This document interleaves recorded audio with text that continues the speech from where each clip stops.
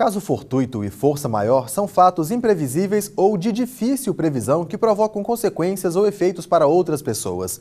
Mas quando essas situações são passíveis de indenização? Veja na reportagem de Silvana Monteiro. O artigo 393 do Código Civil prevê que o devedor não responda pelos prejuízos resultantes de caso fortuito ou força maior se não houver responsabilidade por eles. A advogada destaca a diferença entre os termos caso fortuito e força maior.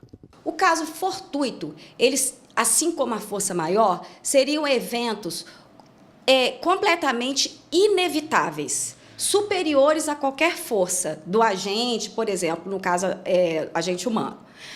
Mas, no caso fortuito, existe também a total imprevisibilidade daquela situação.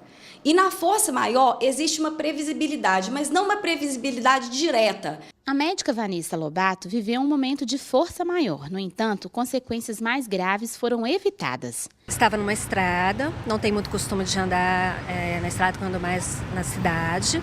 Uma chuva torrencial caiu.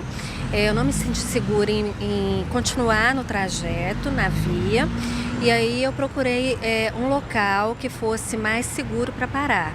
Mas enquanto isso não acontecia, eu tentei reduzir a velocidade para que fosse adequada para aquela situação e também que não fosse muito devagar, para eu não ser abarroada, não correr o risco de ter um acidente também mais forte, mais intenso por causa disso. No caso ocorrido com a médica Vanessa, a chuva foi imprevisível, mas os danos que poderiam ocorrer em relação ao fenômeno da natureza foram previstos e evitados. O entendimento sobre o dever de indenizar é construído a partir de cada caso, sobretudo analisando causa e culpa. Um ótimo exemplo, e como unanimidade nos tribunais, exemplo de caso fortuito, é justamente esse: assalto em ônibus.